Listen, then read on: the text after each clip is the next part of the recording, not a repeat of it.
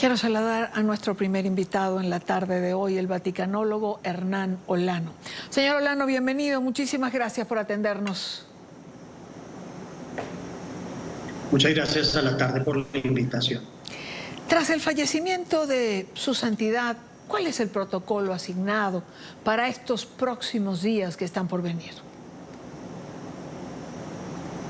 Bueno, dentro del protocolo ya se ha expedido el acta de defunción del Papa. Igualmente, el jefe sanitario del Gobernatorato del Vaticano ha manifestado las causas del fallecimiento y se han dado a conocer también aspectos correspondientes al testamento del Santo Padre, mediante los cuales él ha solicitado ser sepultado en tierra con una lápida sencilla en la cual únicamente aparezca la palabra Francisco y la fecha de nacimiento y de fallecimiento, para que quede para el recuerdo en una de las capillas de la Basílica de Santa María la Mayor, en la cual pues el Papa tenía generalmente sus encuentros para rezar ante la imagen de Salus Populi Romani cada vez que emprendía algún viaje nacional o internacional. Después de este procedimiento, que ya estamos en la noche romana, el día de mañana empieza precisamente todas las vísperas de las exequias, con la llegada como tal de los diferentes integrantes del Colegio Cardenalicio, para que el miércoles pueda pasar de la Sala Clementina del Palacio Apostólico a la Basílica de San Pedro, donde podrá recibir el saludo final de los diferentes fieles que se encuentran en Roma seguramente por el año jubilar, y algunos de ellos con la expectativa de haber participado en una canonización que se ha aplazado, como es la del Beato Carlo Acutis, que estaba prevista para el 27 de abril y que ya quedará dentro de la agenda del próximo Papa. El Papa Francisco será enterrado, señor Olano. Entiendo que en la Basílica de Santa María la Mayor, esto representa un cambio dentro de la tradición. Sí, pero no todos los papas están enterrados en la Basílica Vaticana de San Pedro. Algunos están sepultados en diferentes basílicas romanas e incluso en otras ciudades.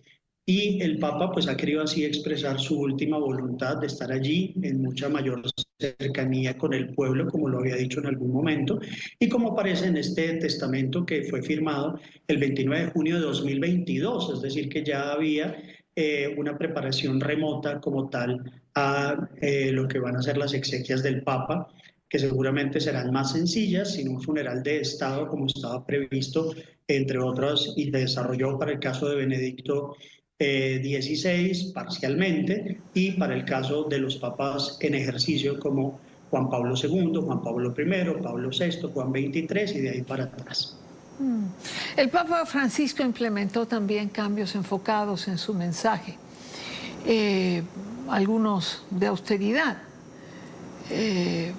Cambió la silla donde normalmente se sentaban los pontífices, no quiso utilizar, por ejemplo, los tradicionales zapatos rojos, entre algunas otras prendas.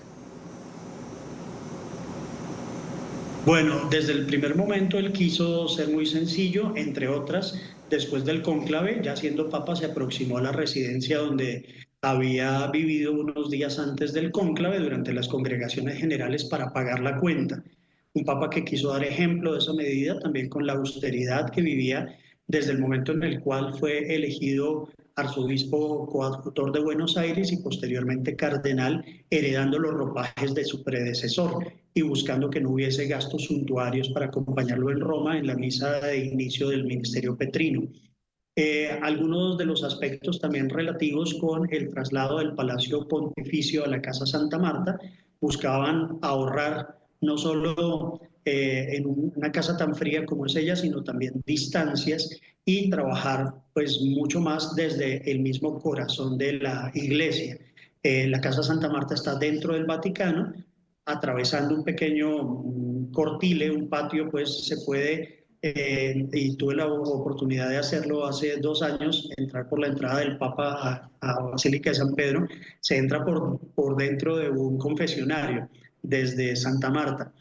Entonces allí el Papa quiso vivir la pobreza, compartir también con todas las personas que llegaban a vivir a Santa Marta, compartir incluso con las víctimas de pederastia, con quienes se reunía semanalmente, y acogía también dentro de Residencia Santa Marta para seguir con el diálogo fraterno y buscar en cada uno la misericordia, que fue lo que marcó no solo su escudo pontificio, sino también un año jubilar en el 2015, año jubilar extraordinario, diferente al año jubilar ordinario que estamos viviendo en la actualidad, que se celebra cada 25 años. Ahora, desde lo eclesial, señor Olano, ¿cuáles fueron las principales reformas o cambios implementados en el papado de Francisco? Yo creo que entre otras acabar con la misa tipo tridentino en latín, debido a que el mensaje del Evangelio buscaba el Papa que llegara a todas las personas en su lengua vernácula, es decir, la lengua de cada una de las regiones o países donde se está oficiando el sacrificio del altar. Y cambios como tal en la liturgia no hubo más que algunos otros ajustes sencillos que son un poco imperceptibles debido a que también hay varias liturgias dentro de la iglesia. Está el rito latino, que es el que corresponde pues, a esta región del mundo, pero también dentro del rito latino está el rito de los carmelitanos, el rito franciscano, el rito dominicano, etcétera, todos unidos como tal dentro de la estructura que la Comisión de Interpretación de los Textos Legislativos ha previsto de acuerdo con las indicaciones de quien hace cabeza dentro de la Iglesia. Sin embargo, sí hubo algunas modificaciones dentro del Código de Derecho Canónico, 3 modificaciones durante el pontificado de Francisco al Código expedido en 1983, que reemplazó el Código de 1917, y buscando, entre otras también, el que los procesos canónicos se acortaran en materia de nulidad matrimonial, como desde hace 10 años se está operando la Mite Iudes Dominus Jesus, una constitución apostólica que facilitó precisamente esa reconciliación de los divorciados para volver a contraer nupcias en forma católica, que es algo también que él indicó en Amoris Laetitia. Entiendo que habrá cambios en el cónclave. ¿Es probable, señor Olano, que tengamos o que podamos tener un papa antes de lo habitual? Sí, puede ser antes. La norma establece que entre 15 y 20 días después de los funerales del Papa se realiza el cónclave, pero ya el decano del Colegio Cardenalicio, el cardenal Re, ha citado a los cardenales para que viajen a Roma lo más pronto posible con el propósito de iniciar las congregaciones generales y convocar el cónclave. Yo creo que estaría convocándose el cónclave más o menos para el domingo 3 o 4 para el 3 o 4 de mayo. Y antes de esa semana, de mediados de esa semana, seguramente ya tendremos un nuevo papa. 135 cardenales, entiendo, van a decidir o a elegir al nuevo papa. Hay 2 aristas importantes en este cónclave: continuar el legado del Papa Francisco o marcar una distancia, quizá volver a una línea más conservadora. Pues lógicamente de los electores, el 80% corresponde a cardenales que fueron elegidos por el Papa Francisco. Entonces, como tal, digamos, la política o las políticas del Papa Francisco están allí muy presentes. Sin embargo, lógicamente hay 26 o 28 que fueron elegidos con anterioridad, muchos de ellos que hacen parte de esas fuerzas dentro de los italianos, dentro de los alemanes, de los norteamericanos, que empezarán a medir esos pulsos dentro de las congregaciones generales para que en la primera votación del primer día del cónclave en la mañana, pues ya se vaya vislumbrando eventualmente quién va a ser el candidato o los candidatos que se sortearían ya los votos de los cardenales electores durante esa reunión bajo llave, cum clavis. He leído, viendo los que pueden ser designados o los que tendrían más posibilidad de llegar a ser seleccionados como papa. Pero cuando leo los nombres que ya están en los medios de comunicación, veo que aquellos que tienen 65, 67 años, siempre hay una línea que dice que la juventud puede ser una desventaja. ¿Es así? ¿Por qué? La edad no creo que sea una desventaja. De todas maneras, Juan Pablo II fue elegido a los 58 años, tuvo un pontificado de 25 años. Entonces yo creo que lo que se debe buscar en este momento por los cardenales es la estabilidad de la Iglesia.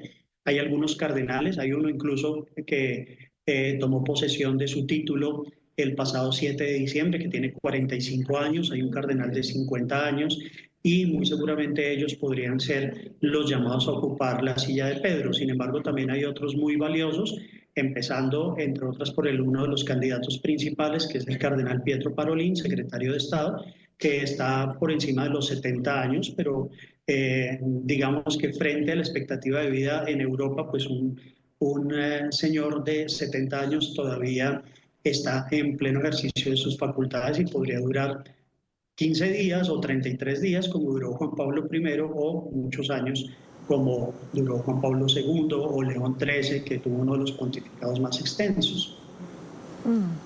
Y ya para finalizar, el Papa Francisco impartió el día de ayer la bendición Urbi et Orbi, que entiendo tiene un efecto de una indulgencia para los fieles. ¿Podría explicarnos un poco esto, señor Olano? Sí, efectivamente, la bendición Urbi et Orbi, que fue la que impartió el Papa el día de ayer, está prevista únicamente para el Domingo de Resurrección y para el 25 de diciembre. Entonces, esta bendición para las personas que se encuentran en condiciones de recibir la absolución total de los pecados genera la indulgencia plenaria. ¿Qué se requiere para eso? Rezar por el alma del Papa, en este caso, hacer una obra de misericordia, confesarse y asistir a misa para que esa última bendición del Papa sea plenamente efectiva para quienes la recibieron, bien sea presencialmente en la Plaza de San Pedro o virtualmente a través de los medios de comunicación. Quiero agradecer a Hernán Olano, vaticanólogo. Muchísimas gracias por estar con nosotros la tarde de hoy. Bueno, muchas gracias por la invitación.